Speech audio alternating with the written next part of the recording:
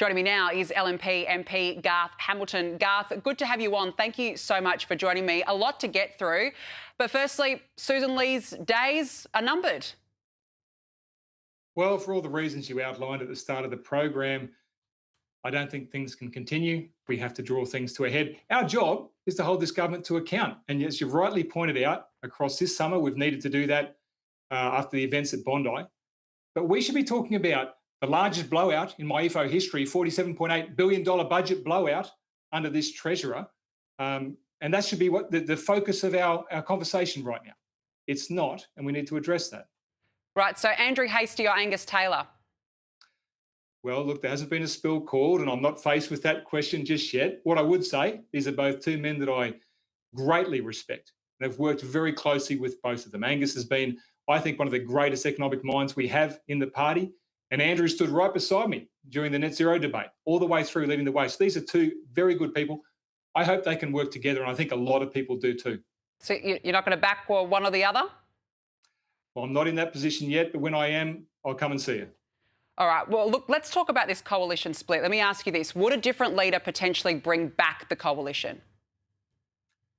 Look, I think it's a very important conversation we need to have with the National Party. I think they probably have strayed across the line in terms of what's acceptable between two coalition partners. I certainly don't want to be having a conversation about the National Party leadership, and I don't think they should be having a conversation about ours. But that said, there's no policy disputes between the two parties right now. In fact, there is nothing separating us on policy going forward right now. We should be back together. We should be doing that very quickly. I don't think that is an issue of leadership necessarily. I think that is every member of the party agreeing that we're going to work together. But just on the matter of leadership then, how do you think David Littleproud has handled this? Because a lot of blame has been laid at the feet of Sussan Ley, but is he too at fault here? Look, I think the right approach would be to give an element of grace to both Sussan and David on this issue. This has been poorly handled by the government. Our reaction wasn't perfect either.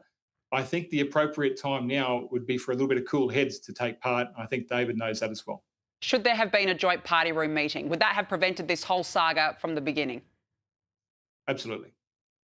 All right. Well, question, straight answer. Absolutely. Yeah. I mean, it's been a shambolic week. There's absolutely no doubt. And I do want to ask you about these hate speech laws. You have been furiously against it, but alas, they've passed. And here was Labor's Murray Watt on this morning. Have a listen. It's not about cracking down on free speech. It's not about cracking down on people expressing a view. You know, we treasure free speech and democracy in this country, and we don't want to stop that. Right, so he says that Labor treasures free speech, but now in the eyes of the law, what could be deemed hate speech or not is up to, a bureaucrat. But the Libs folded on this. I mean, that's the problem here, Garth. How can the party claim to be champions of free speech when they buckled?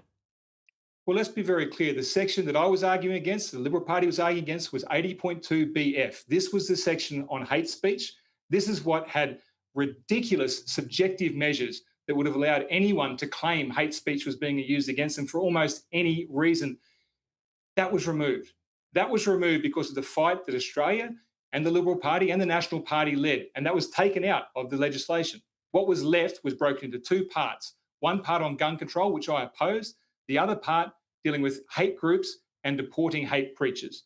Now, there is a question, and I think it's a relevant question for everybody, around the subjectivity of what makes a hate group. At the moment, the Director General of ASIO is the person who can define that.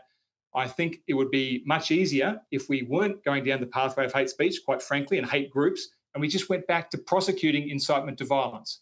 If we can have that approach, I'm pretty sure then free speech follows.